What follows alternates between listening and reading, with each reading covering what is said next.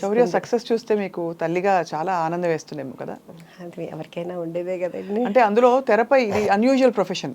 మామూలుగా ఇంజనీర్లు అవుతారు, ఇంకా ఏదో లెక్చరర్లు అవుతారు, ప్రొఫెసర్లు అవుతారు, ఇవన్నీ ఓకే. కానీ తెర మీద కనిపించి అలా లక్షల మందిని, కోట్ల మందిని మెప్పించడం అంటే మామూలు విషయం కాదు. అది ఓకే, అది బై గాడ్స్ గ్రేస్ తనకు వచ్చిందండి. కానీ స్టిల్ ఇప్పటికి కూడా నాకు అంత అది ఓ బా నా కొడుకు హీరో అయ్యాడు అనే హ్యాపీనెస్ నాకు అలా ఏమి ఉండదు. ఇప్పుడు నా పెద్ద కొడుకు ఎట్లాగా తను అక్కడ చేసాడు, నాకు దానికన్నా ఇంకా ఇలా ఉంటే ఇంకా బాగుంటుందేమో నా ఫీలింగ్ అండి. నాకు పెద్దగా సెలబ్రిటీ అని కానీ నా కొడుకు హీరో నాకు అలా అనిపించుకోవాలని కానీ ఆ ఫీల్ లేదు, ఇప్పుడు కూడా లేదు. సో నాకు అదేమి పెద్ద ప్లస్ పాయింట్ అయితే కాదు. అది మాత్రం ఓపెన్ అండి. ఇద్దరు అబ్బాయిలు ఎవరు ఎక్కువ అల్లరి చేసేవారు చిన్నప్పుడు? చిన్నప్పుడుకి ఇప్పటికి మా పెద్ద బాబాయేనండి. పెద్ద బాబు అల్లరా?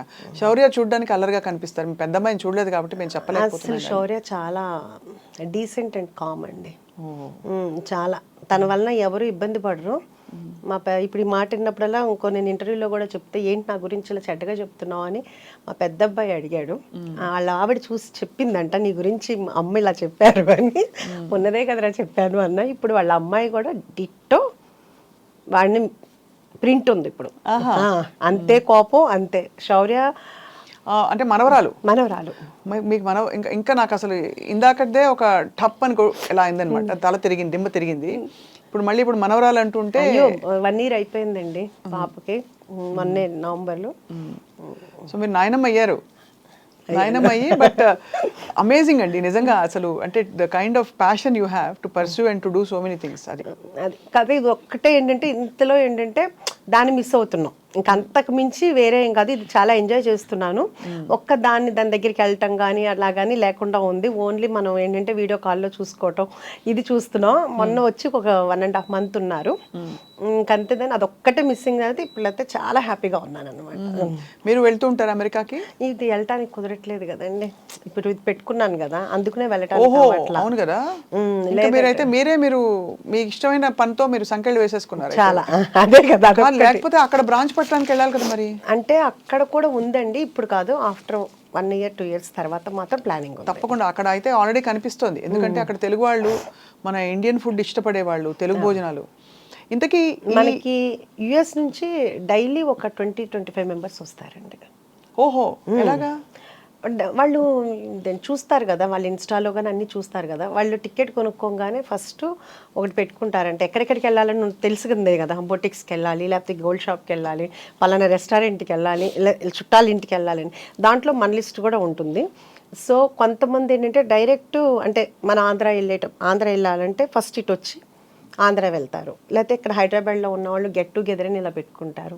చాలా అసలు రోజు 20 డిఫరెంట్ డల్లాస్ అంటారు, ఆస్టిన్ అంటారు, నార్త్ కొరియన్ అంటారు, శాన్ ఫ్రాన్సిస్కో, ఒకటి కాదండి, ఆస్ట్రేలియా, దుబాయ్. అసలు ఇక్కడ కాదు అక్కడ ఎవరి కాళ్ళు ఏంటంటే మా దగ్గర పెట్టండి అంటారు. వాళ్ళ అభిమానం అనమాట. ఎవరి కాళ్ళు మా దగ్గర పెట్టండి అంటున్నారు. డల్లాస్ అయితే కనుక బాగా ఎక్కువగా వస్తుంటారండి, తెలుగువారు ఎక్కువ ఉన్నారు కాబట్టి అక్కడ. ఇప్పుడు ఈ రెస్టారెంట్ డిజైన్ చేసినప్పుడు ఎలాంటి వంటకాలు పెట్టాలి, ఏం చేయాలి అని రీసెర్చ్ చేశారా మీరు, లేకపోతే మీ అంతటా మీరే ఒక గట్ ఫీలింగ్తో పెట్టేశారా? అసలు అదే ఆలోచన అట్లా ఏమీ లేదండి. కాకపోతే ఎప్పుడు మేము ఇంట్లో భోంచేసేటప్పుడు అందరూ శౌర్య ఫ్రెండ్స్, పెద్ద బాబు మా హస్బెండ్ ఫ్రెండ్ అందరూ అందరూ కూర్చునేటప్పుడు ఎప్పుడు కూడా మామూలుగా అబ్బా ఈ ఫుడ్ కనుక బయట ఉంటేనా సూపర్ ఉంటుంది అని ప్రతి ఒక్కళ్ళు అనేవాళ్ళు. కానీ పెడతానంటే వద్దనేవాళ్ళు. అలా ఫస్ట్ నుంచి ఇంట్లో నేను వండుకునే వంటలే ఇప్పుడు మన రెస్టారెంట్లో ఉన్నాయి. ఫస్ట్ థాలీ పెట్టానండి. అంటే సౌత్ ఇండియన్ ఉంటుంది, చైనీసు, నార్త్ ఇండియను, తండూరి కాకుండా నేను కుక్కర్ పలావ్ అనేది ఒక 5 కుక్కర్లు కొన్నానండి. అది ఇప్పుడు దాకా ఎవరికీ తెలియదు కదా అన్న ఉద్దేశంతో నేను కుక్కర్ పలావ్ ఇంట్లో చేసినట్టు చేద్దాము, ఎవరి కుక్కర్ వాళ్ళకే రెడీ చేసి ఇద్దాము అని ఒక 5 కుక్కర్లు కొన్నాను. తాళి ఒకటి పెట్టానండి. తాళి పెడితే ఒక 1 month బాగా నడిచిందండి.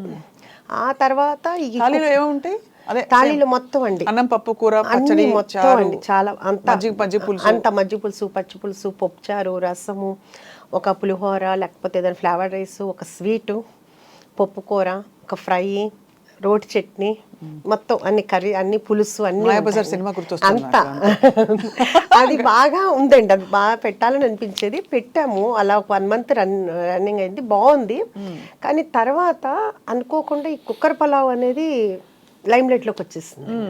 వచ్చిన ప్రతి ఒక్కళ్ళు మనకి 95% కుక్కర్ పలావ్ లేకుండా ఆర్డర్ చేయరండి కంపల్సరీగా. సో ఆ బిజీలో ఈ తాళి అనేది వెనక్కి వెళ్ళిపోయింది. ఇంకా దాంతో ఏంటంటే ఇప్పుడు తాళి ఆపేసాము. ఆ ప్లేస్ కూడా కొంచెం చిన్నది మనకి. సో 2 కావాలంటే కనుక కష్టం అవుతుంది. రేపు కొంపల్లో పెట్టేటప్పుడు అయితే తాళి ప్లాన్ ఉందన్నమాట. ఓకే.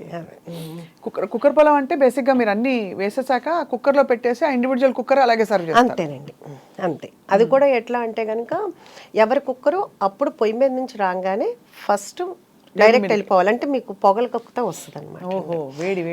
అందుకుని మనకేంటంటే ఇప్పుడు ఫస్ట్లో చాలా ఇబ్బంది అయింది. ఇప్పుడు ఏంటంటే ప్రీ ఆర్డర్ ఉందండి.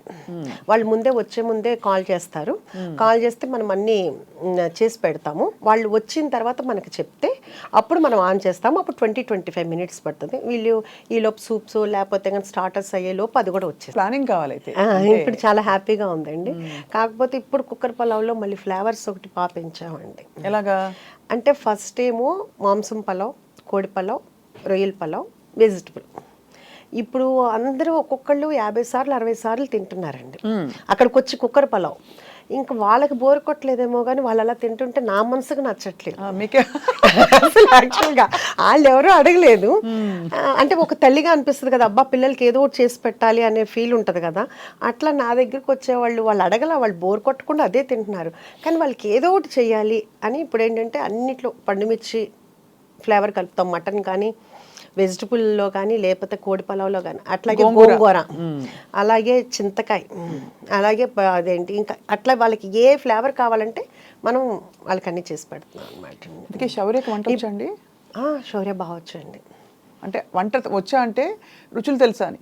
చాలా బాగా అండి, చాలా బాగా. అసలు చాలా ఫుడ్డీ అండి. కాకపోతే ఇప్పుడు లక్ష్య సినిమా అంటే 2019 నుంచి డైట్ లో ఉంటుంది. ఇది పాపం సినిమా వాళ్ళకి అదొక ఇబ్బంది కదండి. అవునవును, సినిమా ఇండస్ట్రీలో ఉంటే చాలా. ఇప్పుడు అసలు తినమన్నా తినట్లేదండి. ఇప్పుడు ఏంటంటే మొన్న వచ్చి ఏరా ఏం తింటా అంటే అమ్మ నాకు వద్దమ్మా అన్నాడు. అదేంట్రా ఏదో ఒకటి అంటే నేను సలాడ్ తిన్నా అంటే మేము సలాడ్ చేస్తూ ఉంటాం. ఓహో మీరు సలాడ్ కూడా చేస్తారా అని ఇంకెళ్ళేటప్పుడు అన్నాడు. సరే ఈసారి చూడు నువ్వు నా సలాడ్ ఎంత బాగుంటుందో. ఓకే అందరికీ మేమేం చేయమేమో కానీ మా చెఫ్ చేస్తారు, చాలా బాగుంటుంది, మేము తింటాము అన్న. అదే అండి, అందుకని ఇప్పుడు మాత్రం చాలా డైట్లో ఉంటున్నాడు. అవును, చాలా కష్టం కదా. మీరు మరి రెస్టారెంట్లో ఆఫ్ కోర్స్ భోజనం దగ్గర ఉప్పు కారం నూనె పడకపోతే కష్టం, మంచి రుచిగా ఉండాలంటే.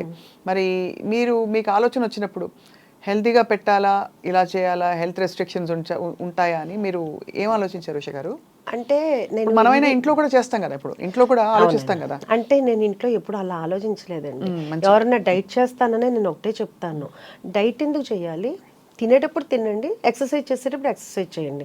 పడాల్సింది పడాలి, భగవంతుడు ఇచ్చాడు తినటానికి. ఇప్పుడు అంతే కదండి. ఎప్పుడో అంటే ఒక ఏజ్ వచ్చిన తర్వాత ఎలాగో తప్పదు, ఇప్పుడు నుంచి డైట్ ఎందుకు అని నాకు ఇప్పుడు కూడా దాని విషయంలో మాత్రం నేను దానికి ఏకీభవించను. ఎవరైనా చేస్తానని ఒప్పుకోను. పిల్లలు అనేది తినాలి, ఫుల్గా తినాలి అని. అందుకని నేను మా పిల్లలకి కానీ మా ఇంటి దగ్గరికి వచ్చిన అందరికీ ఫుల్గా పెట్టడమే నాకు అలవాటు. అలాగే తినేవాళ్ళు అందరూ. సో ఇప్పుడు కూడా నేను ఎక్కడ కూడా మన దగ్గర శౌర్య అడిగాడు, చెప్పాడు, అమ్మ ఏంటమ్మా నీకు జీడిపప్పు, మీకు ఏమైనా జీడిపప్పు తోట ఏమైనా ఉందా అని అడుగుతున్నారు నన్ను అందరూ. ఏంటి జీడిపప్పు నెయ్యి బాగా వేస్తున్నావు అంట కదా, బాగా పేరు వచ్చింది అన్నాడు. అవునరా మరి వాళ్ళు తినాలి కదా, మంచిగా ఉంటుంది కదా అని చెప్పి. అందుకే మన దగ్గర జీడిపప్పు నెయ్యి అన్నీ ప్యూర్ ఉంటాయండి. అంత ఫ్యాట్ ఫుడ్ అని అనుకున్న రోజు తినరు కదండి, వారానికి ఒకసారి తింటారేమో. కానీ ఒకటి మన దగ్గరికి వచ్చేవాళ్ళు నేను రోజు మాట్లాడుతూ ఉంటాను. రోజు అంతమంది వచ్చేటప్పటికి నాకు కొంచెం మెమరీనే మామూలుగా తక్కువ. సో అడుగుతుంటాను, ఏమ్మా ఎలా ఉంది, ఇది 11వ అండి, ఇది 50వ అండి, మీరు మమ్మల్ని పలకరించారండి, మేము హర్ట్ అవుతున్నాం, మీరు మమ్మల్ని గుర్తుపట్ల, ఇట్లా అంటుంటారన్నమాట. సో అందరూ చాలాసార్లు వచ్చేసే ఉంటారు. ఈ వారంలో 3వ అండి ఇది, అట్లా చెప్తుంటారు. సో వీళ్ళందరూ ఇంత ఆదరించినందుకు నిజంగా వాళ్ళందరి నాకు ప్రతిసారి వాళ్ళు వస్తున్నప్పుడల్లా నాకు అసలు దేవుడు పంపించిన వాళ్ళకి మళ్ళీ అనిపిస్తారండి. ఎందుకంటే నేను లోపల పెట్టాను, మన యాంబియన్స్ కూడా ఎంజాయ్ చేస్తామని అంటారు, నాకు దాంట్లో అర్థం అవ్వదు. మీరు ఒకసారి చూసి చెప్పండి, అందరూ మీ యాంబియన్స్ని ఎంజాయ్ చేస్తున్నామండి అంటారు. చాలా నార్మల్గా ఉంటుందండి. అంటే వాళ్ళ అభిమానమో మరి ఏమో అర్థం కాదు. అట్లా నాకు ప్రతి ఒక్కళ్ళు కూడా నా ఫ్యామిలీలాగా అనిపిస్తారు. వాళ్ళు కూడా ఏంటంటే నేను వెళ్ళంగానే వాళ్ళు చాలా సంతోషంగా నాతో మాట్లాడతారు. మీకోసమే వచ్చామండి, మీ యూట్యూబ్ చూసాము, మీ ఇంటర్వ్యూ చూసాము అని అంత అభిమానంగా వస్తుంటే వాళ్ళందరినీ అసలు ఇప్పుడు నా పిల్లలు కొంచెం దూరంగా ఉన్నా కానీ అది మర్చిపోతున్నాను అనమాట. అంత చాలా ఆనందంగా ఉంది. మీరే స్టార్ అయిపోయారు ఇప్పుడు. అలా ఏం లేదులేండి, అలా అభిమానం అండి. నేను ఇది ముఖస్తుతికి చెప్పట్లేదండి. బికాస్ ఒకటి మీరు మీ చక్కగా చిరునవ్వుతో మీరు ఎంత విల్లింగ్గా హ్యాపీగా పంచుకుంటున్నారు మీ విశేషాలు. అలాగే మీ భోజనం పెట్టే తీరు కూడా అర్థమైపోయింది. మీరు ఎంత మనస్ఫూర్తిగా పెడతారు. అవునండి, ఎందుకంటే అది మా మదరు అలాగే పెట్టేవాళ్ళు ఇంట్లో. మేము చిన్నప్పటి నుంచి అలాగే చూసి పెరిగాము. సో మాకు కూడా అదే అలవాటు అయిపోయింది. ప్రాపర్ ఎక్కడండి మీది? మాది ఏలూరు అండి. మా ఫాదర్ రెసిడెన్షియల్ కాలేజ్ అదంతా ఉండేది. ఆయన లెక్చరర్ అయ్యి తర్వాత రెసిడెన్షియల్ కాలేజ్ పెట్టారు. సో మేము చిన్నప్పటి నుంచి మా ఇంట్లో ఎప్పుడు మనుషులు ఉండేవాళ్ళు. ఎప్పుడు వండి పెట్టడమే అమ్మకు అలవాటు. ఇంకా అలా చూడటం వలన ఏమో కానీ మ్యారేజ్ అయిన దగ్గర నుంచి మా హస్బెండ్ ఫ్రెండ్స్ని తీసుకురావటం, ఆ తర్వాత పిల్లలు వాళ్ళ ఫ్రెండ్స్ అందరు ఇంట్లో ఉండటం, ఇంకా తర్వాత నేను ఐరా క్రియేషన్స్ స్టార్ట్ చేసిన తర్వాత అప్పుడు ఆఫీస్కి రోజు నేనే వంట చేసి తీసుకెళ్ళటం అంతమందికేను. ఎప్పుడన్నా అది నేను అంతమందికి ఒక్కొక్కరికి 4 కేజీలు 5 కేజీలు వండి చేసి తీసుకెళ్ళేదాన్ని. ఎప్పుడన్నా ఒకరోజు నాకు కుదరకో లేకపోతే ఊరెళ్ళో కర్రీ పాయింట్ దగ్గర నుంచి తీసుకొస్తే అస్సలు కదిలేవి కాదండి. ఏంటి తినలేదు అంటే మాకు నచ్చలేదు మేడం అంటే వాళ్ళు ఏంటంటే వాళ్ళ ఇంట్లో ఫైట్ చేసినట్టు మీరు వండితేనే మేము తింటాం అనేటట్టు ఉండేవాళ్ళు ఎవరికండి. అందుకని రోజు వంట చేసి తీసుకెళ్ళేదాన్ని. షూటింగ్ కూడా నేనే తీసుకెళ్ళాను. అన్ని పండుగలు చేస్తామండి. మన ఉషాముల్పురిస్ కిచెన్లో ముస్లిమ్స్ ఉన్నారు, క్రిస్టియన్స్ ఉన్నారు, అందరూ మామూలుగా హిందూస్ ఉన్నారు. సో ప్రతి పండగ సెలబ్రేషన్ చేసుకుంటాము. చాలా హ్యాపీగా రోజు స్పెషల్స్ చేసుకుంటాం అంతా అనమాట అండి. అందరూ కూడా నా స్టాఫ్ అంతా కూడా నా పిల్లల్లాగానేనండి. అంటే వాళ్ళు తప్పులు చేస్తారు, మళ్ళీ వాళ్ళకే తెలుసు అమ్మ తిడుతుంది అని. అమ్మనే అంటారు ఎక్కువ మంది. మళ్ళీ తర్వాత తప్పు అవ్వగానే మళ్ళీ మామూలు అయిపోతాను. సో వాళ్ళందరూ వచ్చి నా దగ్గర గారాబం పోతుంటారు. అంటే వాళ్ళకి తెలుసు ఎమోషనల్గా నన్ను లాక్ చేయొచ్చు. మా వాళ్ళు చాలా తెలివైన వాళ్ళు. సో పిల్లలకి తెలుస్తుంది కదా అమ్మ ఎక్కడైతే మోల్డ్ అవుద్ది అనేది, వాళ్ళకి కూడా తెలుసు అనమాట. అదొకటి. అన్నిటికంటే ఇంకా హ్యాపీయెస్ట్ థింగ్ అంటే నేను కిచెన్ నుంచి బయటకు వస్తే వెళ్తుంటే అది మధ్యాహ్నం 4 అవని 5 అవని అందరూ బయటకు వస్తారు. అప్పుడు వచ్చి వాళ్ళ కోరికలు ఏదో ఒకటి చెప్తూ ఉంటారు, లేకపోతే వెళ్ళేదాకా సాగనంపుతారు. రాత్రి 12-1 గంటకి వెళ్ళేటప్పుడు కూడా అందరూ వస్తారు. సో ఇప్పుడు దాకా నా పిల్లలతోటి వాళ్ళ ఫ్రెండ్స్ తోటి అంతా ఉన్న అనుబంధం ఇప్పుడు వీళ్ళంతా నాకు ఒక ఫ్యామిలీ అయిపోయారు. అంటే అలా వెళ్తుంటే వాళ్ళందరూ అలా ఉంటుంటే చాలా హ్యాపీగా అనిపిస్తుంటుంది. నిజంగా భగవంతుడు ఇచ్చిన వరం అనిపిస్తుంటుంది. అందరూ చాలా హార్ట్ఫుల్గా ఉంటారు. వాళ్ళకి చెప్పాలి అంటే వాళ్ళకి చాలా ఆఫర్స్ వచ్చినాయి. ఎందుకంటే ఉషాముల్పురిస్ కిచెన్ సక్సెస్ అయ్యిందని చాలా ఆఫర్స్ వచ్చినాయి.